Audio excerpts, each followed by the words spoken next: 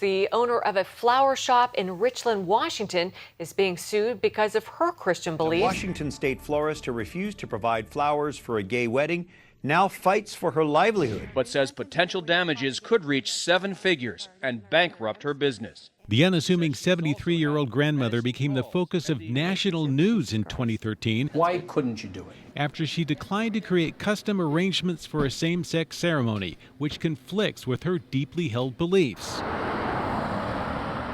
But the story actually began more than a decade ago. Rob came in the store and we just started talking, and I believe he had a party, and he was talking about arrangements for his party. Arlene's Flowers and Gifts, Barronelle speaking. Barronelle's beliefs led her to welcome and serve anyone who came into her shop. Well, there's not a customer that walks in that isn't worthy of us giving the best service we can. We've had all types of customers and all types of employees, including gays, bisexual, different religions.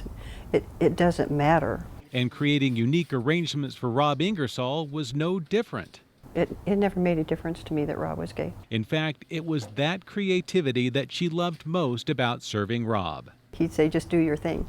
And I love doing that because I got to go out of the box and create something really different and unusual for him. It's just amazing that God has given us not only the product, but the creative imagination to create things that words cannot say. Every bouquet we put out, we try to convey a special message. But then came the day that the very faith that led her to love and serve Rob also meant she couldn't create custom arrangements for his ceremony.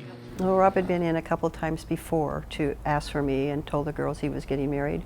So I knew I was coming in. So I went home and I talked to my husband, and we talked it over in great length. And he said, you know, we don't have a choice. God's word's pretty clear on this. So it was sort of my job to figure out how to tell Rob that I couldn't do his wedding.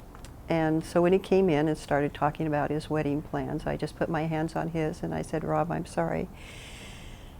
I can't do your wedding because of my relationship with Jesus Christ. And he looked at me and he says, I understand. The conversation continued for some time about Rob's plans and his relationship. And then he said, is there any other florists that you might recommend? And I gave him the name of 3 florists that I knew would do him a good job. And we hugged each other and Rob left. I felt that he was very gracious to accept what I told him, and there wasn't an issue. It was a short time later that the state government came knocking on Barronelle's door and told her to change her beliefs or leave them at home. First thing that came to my mind is, I don't know why I'm being sued. I did nothing wrong. I've waited on Rob for 10 years and arranged all types of things for him. I don't think you have faith if you can leave it at the door. And even though she faces the loss of everything she owns, there have been other threats as well. It has put a sort of a cloud, I guess, around our family and around our business, thinking there might be people that would come in to harm us or to harm my employees. That's something I never want to see, never want to experience.